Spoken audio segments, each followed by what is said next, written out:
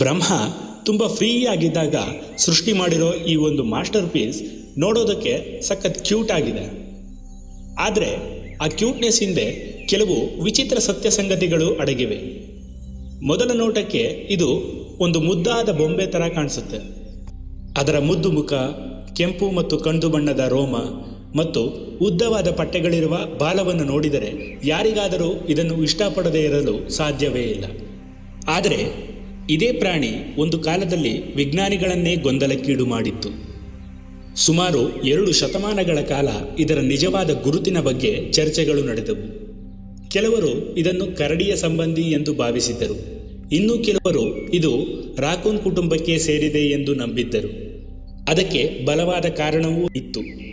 Red ಪಾಂಡಾದಲ್ಲಿ 2 ಪ್ರಾಣಿಗಳ ಕೆಲವು ಲಕ್ಷಣಗಳು ಕಾಣಿಸುತ್ತಿದ್ದವು. ಆದರೆ ಯಾರಿಗೂ ಸಂಪೂರ್ಣ ಖಚಿತವಾಗಿ ಗೊತ್ತಿರಲಿಲ್ಲ. ಯಾಕಂದರೆ ಇದು ನೋಡೋದಕ್ಕೆ ಎಲ್ಲರಿಗೂ ಪರಿಚಿತವಾಗಿರುವಂತೆ ಕಾಣ್ತಿತ್ತು. ಆದರೆ ಇದು ನಿಖರವಾಗಿ ಯಾವ ಕುಟುಂಬಕ್ಕೆ ಸೇರಿದೆ ಎಂಬುದರಲ್ಲಿ ಎಲ್ಲರಿಗೂ ಗೊಂದಲ ಇತ್ತು. ಅಷ್ಟೇ ಅಲ್ಲ, ಲಕ್ಷಾಂತರ ವರ್ಷಗಳಿಂದ ಭೂಮಿಯ ಮೇಲೆ ಬದುಕುಳಿದಿರುವ ಈ ಜೀವಿ ಇಂದು ಅಳಿವಿನಂಚಿನಲ್ಲಿ ನಿಂತಿದೆ.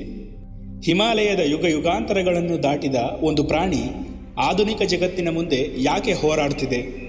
ಅಸಲಿಗೆ ರೆಡ್ ಪಾಂಡಾ ನಿಜಕ್ಕೂ ಯಾರು ಮತ್ತು ಅದರ ಕತೆ ಯಾಕೆ ಇಷ್ಟೊಂದು ವಿಶೇಷವಾಗಿದೆ ಎಂಬುದರ ಬಗ್ಗೆ ಇಂದಿನ ಸಂಚಿಕೆಯಲ್ಲಿ ತಿಳಿಯೋಣ.